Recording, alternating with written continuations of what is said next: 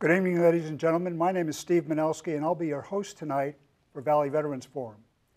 This evening program introduces two fellow Vietnam veterans, each of them former lieutenants who have written books that deal with the effects of combat on a person's psyche, both during and long after the events have occurred. In the Second World War, it was known as shell shock. Years after the Vietnam conflict ended, we started referring to it as PTSD, or post-traumatic stress disorder. Gid Atkinson III, a former Marine lieutenant, is himself the son of Gid Atkinson Jr., a former infantry lieutenant and the subject of Gid III's book. Although written by the son, the book tells his father's story through his own words, since it is written in the first person. What better way can a son pay homage to the father he so loved and respected than to write a book about him? Gid's storytelling ability creates vivid imagery of both the horrors of war and the character-forming experiences that going to war create in the person who experienced it. My second guest is Army Lieutenant Donald E. Webster, who also, not coincidentally, happens to be my former executive officer from the 592nd Transportation Company, which served honorably in Vietnam from 1966 to 1972. Don's recently published novel is Double-Aught Buck. The book's protagonist, Riley McGavern, is himself a former Vietnam veteran. Riley is a chronically depressed alcoholic suffering from PTSD who learns that his best friend is about to die from cancer. It has all of the elements that make for a good read and sends a message of recovery, hope, and redemption. Don has also written Bury Me in My Waiters, An Old Duck Recalls His Foul Past, and is a regular columnist for My Outdoor Buddy. Gentlemen, welcome to Valley Veterans Forum. Gid, I'll start with you. I noticed in reading your book that your dad had attended Texas A&M, right, which was a military school correct, at the time. As it turns out, Pearl Harbor happened when he was at the beginning of his sophomore year. correct. So they started accelerating his training so that he could finish his degree work, but then alternatively decided to call him in his junior year. Among other aspects that I learned in reading the book, that was a very interesting statistic. Texas A&M supplied 20,000 combat troops during World War II. More than 1,400 were officers. It's true. More than West Point and Annapolis combined. Pretty amazing statistic. At any rate, I'll go from there and let you start talking about the story of your father's experience in World War II. Okay.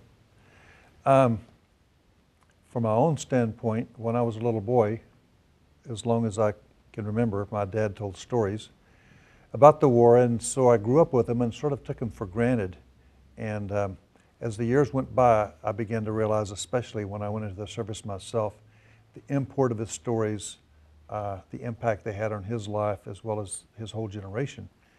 And so as I began to research and put some documentation and gain a better understanding of what he went through, what the circumstances were, all that he personally endured to get to where he was in service overseas. It just really enhanced my respect for him. The stories that I used to take for granted all of a sudden had a lot of meaning to him. And when I began the book, he was 87. And it's interesting how that part of his life had become more and more important in those last few years. It sort of moved to the head of the line of, in front of other things he had achieved in life. But he grew up on a farm. He loved the farm, little cotton farm in West Texas in the Panhandle where it's dry and windy. Wanted to be a farmer, and he was the youngest of 6 children. His father said, before you take over the family farm, which was going to happen, I want you to go to college for 1 year. And he had no intention of going to college. He said, okay. Went to Texas A&M, and by the time Thanksgiving had rolled around, there was a cadet corps, everybody wore uniforms. It was like a military academy. Mm-hmm. He had fallen in love with A&M. He had tons of good buddies. He loved the regiment. He loved the military aspect of it, and had no intention, no thought of going to war, but he did like A&M, and there was no doubt he was going to finish, get a degree, and then come back and run the farm. But as you know, the war broke out. Uncle Sam had other plans, and after some training, like you say, the hurry-up program training, he ended up, got married. As soon as he finished OCS, he wanted to make sure he could make it through OCS. He had met my mom in college. They got married in New Orleans. Mm-hmm. Came back to the farm for a couple of weeks, and they shipped out for some more training in New Jersey. And within a couple of weeks, he was in the theater in France. In France. Now, we have a map that we pulled up mm-hmm. that shows more or less his time in service in Europe. As you had mentioned during our conversation out in the hall, however, even though he was in action for quite a bit of time, he was actually out in the field for not extraordinary amount of time because he was wounded in 3 different occasions. That's correct. Yes, he was in the 80th Infantry Division, Able Company, 317th Regiment, 80th Infantry Division, which is part of George Patton's 3rd Army. Uh-huh. And yeah, they landed on Utah Beach August the 6th, D-Day plus 60, disembarked, and spent their first night in country in an apple orchard. But the plan was for the Allies to, Cherbourg was the main port where all the supplies came in to supply the Americans. So Omar Bradley and whoever else decided, let's move south. The Brittany province kind of projected out from on the western end of France. Establish some more ports to bring in more materials as we move further inland. And so the plan was for the 80th Division was to move south, take over some ports, and then begin to move inland. Well, the Germans in Mortain, which is somewhere on the map here, the Germans in Mortain, by following Hitler's orders, said, they're moving south, let's slice through, cut off the 80th Division, and annihilate them. And instead, what happened was, as they moved forward, the 80th swung around underneath them. The British, Polish soldiers, and Canadians came in from the top, and they entrapped the Germans. And ultimately, what happened was, starting on the 16th, the Germans began to try to escape eastward out of this pocket that had been formed by the Americans through the Argentine Fillet Gap, which was about 10 miles in length. And they would hunker down during the day while the Allies were pelting them with artillery, air power, small arms. And during the night, starting the 16th, they evacuated. And there's a couple of things about why didn't we close the gap? How many men did they capture? How many men did they kill? But it was brutal loss for the Germans. And that ended on the 19th, and the 20th. And so my dad, his outfit, they took a break, cleaned up, kind of regrouped. And then on the roughly the 30th of August, they were trucked all the way across France, north of Paris, to a place called Chalons de Champagne or something. And 250 miles one day and 60 miles the next day, getting ready to cross the Moselle River in preparation for entering Germany. And that was like another stage. The first few weeks they had learned how to be combat troops, travel, what it was like to be a soldier in the theater, doing combat, clearing little villages. And when they got to the Moselle River, General Eddy, who was the 12th Corps commander, had talked to a man, had done a recon, and said, I think that's a real quiet river, and we're going to just be able to walk right across it. And so let's cross the river. So they pretty much came online, went across the river, and got hit really hard, pulled back on the 5th of September. And they had to wait a few days for supplies to catch up from the port. And on September the 12th, they crossed the river again, and they were up against a division of Germans, well entrenched, had the whole other side, the east side of the river, well covered with lanes of fire and so forth. So they fought for about a week to dislodge the Germans. A lot of casualties. The biggest day of my dad's entire 10 months in combat was September the 17th. They had a little knob of Germans in a forest, and the orders were to push the Germans off that knob. And that was Bloody Knob. That was Bloody Knob. They called it Bloody Knob. His outfit called it Bloody Knob, and it was brutal. So he came back, he emerged unscathed from that battle, but he lost several friends, lost a lot of troops, and that was a really tough battle. So he said he's passed away now, but he got chills just talking about it. So. Yeah. And then 4 days later, they began to expand out from that area. 4 days later, he was on a patrol and got shot in the left leg, just below the knee, by a German, and his men dragged him to safety, and he was shipped off to a hospital. And so from roughly the 20th of September till almost the end of January, he was in the hospital, mostly in England. Now, was that the same event where he was facing a German soldier who had a semi-automatic weapon and his M1 fired? Yes. Misfired, excuse me? Yes. He had one man left out in the field. They'd pulled back into a safe area, and he heard an M1 still firing, and he said, "Who's that?" And somebody said, "It's Baca." And he said, "Okay." So he ran out to where his man was, still firing.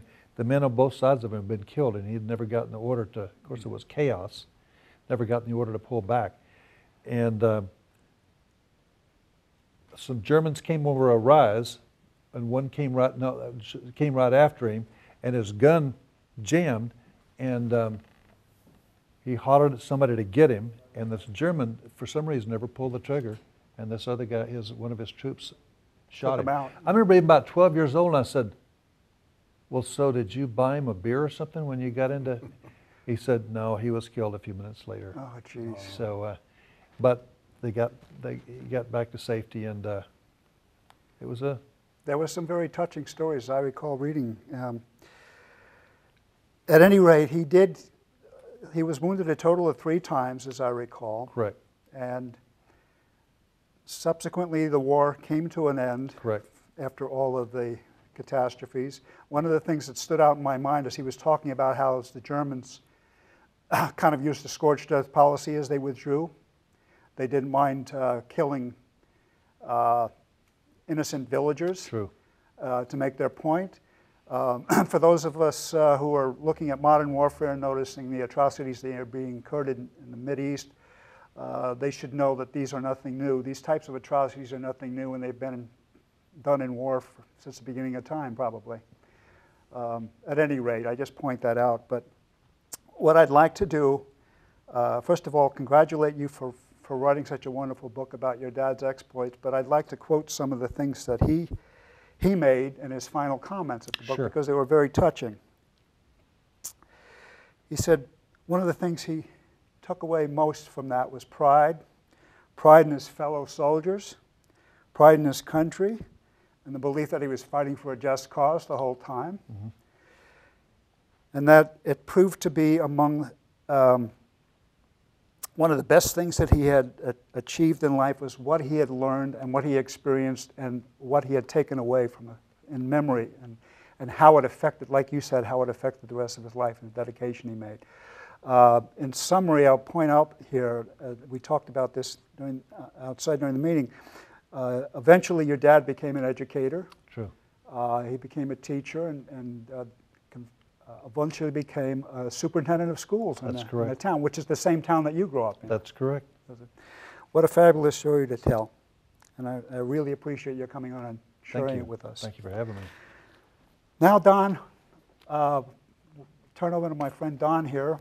I've really enjoyed reading your books and the little articles you send me from your outdoor buddy, which are always filled with some fascinating information, like I just learned your birthday is September 25th. It happens to coincide with William Faulkner's, because you have a love for other authors too, especially people that have been involved in outdoor activities such as yourself. Right. I don't want to give away the story of your book, since it is a novel and we want to encourage other people to read it too. But I would like to share a recent commentary that was made by one of the top book reviewers from Amazon that you told me about, and summarize some of the things he said about your writing skills. Webster's ability to write a story is impeccable. But even more impressive is his use of his literary skills to mold the moment. He drops little phrases through the book such as, only the personal is valid, and soldiers who have fought in a war are on an island all by themselves. There's no escape, and in that sense, all they'll ever have is each other. Writing of this quality is rare and most welcome, and it certainly is. And I want to say that among other things, one of the things that I learned in working under your command is the thing that we all like to think about in a positive sense about a military, is that we all hung together as brothers. Even to this day, we're having reunions amongst the 592nd, and to kind of give a little bit of a flavor of what we were involved in, I brought some slide pictures that we're going to show here that kind of began with our journey on the USS Weigel, which is the troop ship that brought us over there. We are somewhat unique in that we formed as a truck battalion in the United States at Fort Campbell, Kentucky. Right. And I can't remember how long we trained there together, but it was several months. Yeah, several months. And I don't know if they were trying to train us for jungle warfare, because there was no comparison whatsoever to what we actually saw when we got there. But the training and the camaraderie that was built up was very important in helping all of us get through our tour. And as far as I know, everybody from our original group came back intact. Now, some replacements that came in afterwards might have been lost in action, but I think everyone from our original group came back intact. Yes, on that note, at one of our reunions, it was probably the 6th or 7th reunion, I learned for the first time that a member of our unit, the 592nd, was killed after we left, and he was from my hometown of Lodi, California. Wow. And that was a shock, needless to say. That's not good. And we've lost a few guys from our unit to mortality too in the recent years. One of our guys is pretty sick right now, as a matter of fact, but we all try to stay in touch with each other on a regular basis and reinforce each other.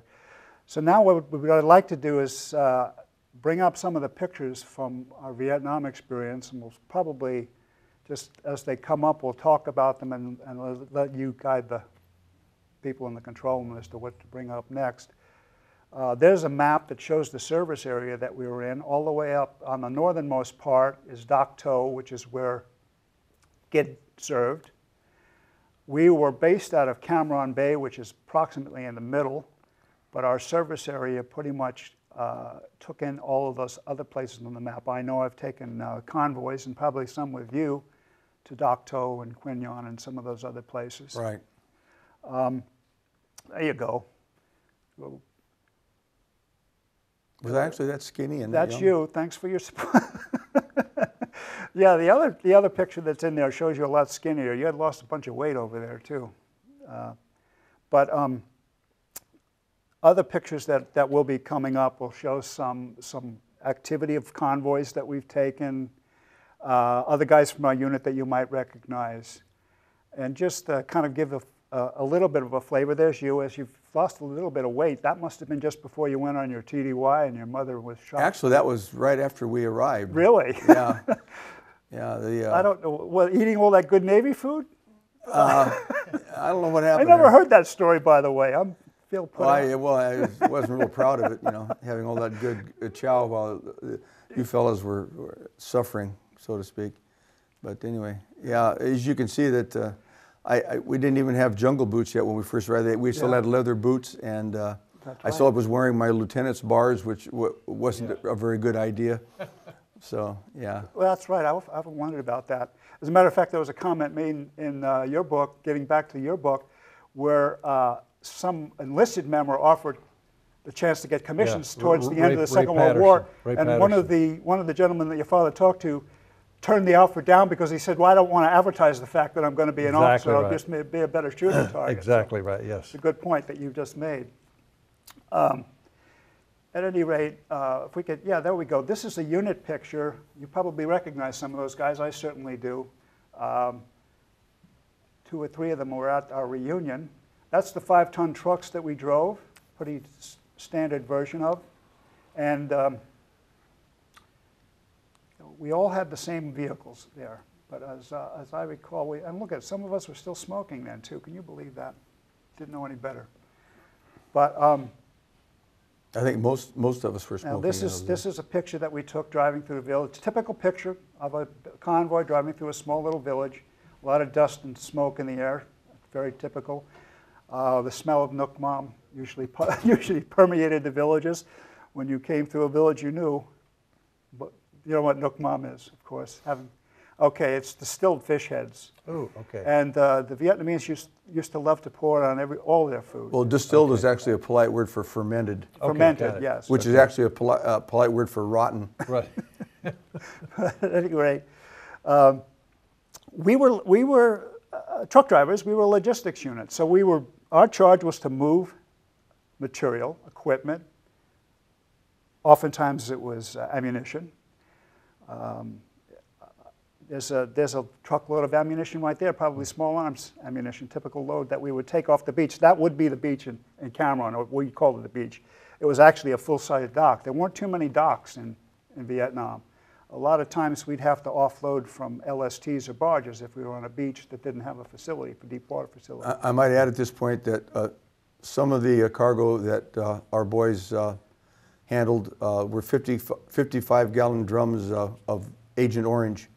And our kids handled those barrels when they were being loaded, and particularly when we arrived at the destination. Many times our boys got involved helping offload those barrels by hand, and many of those barrels were leaking. And as a result of that, we have lost members of our unit starting at ages as early as in their 30s, which have been attributed to Agent Orange exposure. Yeah. A regrettable part of them, of course, every war we've been involved in has some issues to it that we wish we would have known better. You know, it's what they call in the military lessons learned. But we're still learning, and as you pointed out earlier in the conversation, every war is a little bit different, logistically and planning-wise. We're finding that in particular in the Midwest right now, the difficulties that we're facing. I mean the Mideast, excuse me. Another picture of a little village scene. We would often stop to get a little bit of rest break while we were on a convoy in Echelon. The little kids would come running out with either bread or something like that to sell us. You know, oftentimes it would be loaded up with weevil, but that's okay. They had to make a living too. But probably one of the sadder parts of that war is it affected the old and young alike. The children were kind of caught in the middle of it. No matter what you thought, you know, they're still kids. So I know. I often tell my family when we talk about Vietnam that I make a point to mention that the Vietnamese children were the real casualties of that war, and it still saddens me even now, all these years later. Exactly. Well, I think again, I'd like to thank both of you for coming out and talking about your books tonight. Especially hope that you get more people to read your books, because I've enjoyed them, and I know that other people that like to study military history will enjoy them just as well as I did, because they're very revealing. I'm going to read Gid's book tonight, which I mentioned to him. So my book's available on Amazon.com and Kindle. This book is highly recommended by me because I've read it and I've enjoyed it. And it's not only an easy read, but it's a compelling read. And it's a love story too. So you get reviews from people who buy the book. I ran across an interesting one the other day that a gentleman said that he gave the book to his 85-year-old mother while she was sitting under a hairdryer, and 2 hours after the hairdryer had turned off, she was still reading it. So that was a pretty good review. Good, yeah. We didn't really talk too much about your service, but kind of... Well, and briefly, as I've said before off camera, there's not a lot to tell. I went to Texas A&M just like my dad, was in the Cadet Corps. He's just modest. Yeah. Most of the time I was there. I love airplanes. I wanted to fly. So every recruiter who came to the campus, I would approach them and say, "Can I fly with classes?" And they would say, "No." No. So I decided I love the Cadet Corps, the camaraderie, the esprit de corps. I'll just join the Marine Corps and keep that part if I can't fly an airplane. So I went to OCS, went to infantry training, became an infantry officer, and I was going to pretty much win the war single-handedly. I was very gung-ho. I lived in downtown Da Nang for 6 months, and then we spent the last 6 months, most of it, on China Beach. And, you know, we got GIs out of skivvy houses and picked up GIs for smoking dope. And we had this Conex box that they took out one side and put bars. And we put these guys in the Conex box, feed them sea rats, and we'd let their commanding officers know. It's usually 5th or 7th Marines. Send a message out, "We've got Joe Schmuckatella, Private Schmuckatella here, come get him." So we would write up whatever they did wrong, and the CO could court-martial him, give him office hours, throw it in the garbage. We just said, "Here's your guy, here's the charges, do your thing." So, but you know, you do what you do. We're in the military. If they say, "Charge the hill," you charge the hill. If you say, "Go peel potatoes," you peel potatoes. You know, you do what you're told. That's exactly right. And everybody's needed. You have to have everybody doing their job. So when I was 26, 25, I was really disappointed. I'm in my late 60s, and I'm happy to have my fingers and toes, Yeah. and I don't have nightmares. I was spared some things that could have been real bad. So my book, it took me 3 years to write it, did a lot of research. I had to write it 3 times. But it was a really rewarding experience to, it's probably one of the highlights of my life was writing a book about my dad.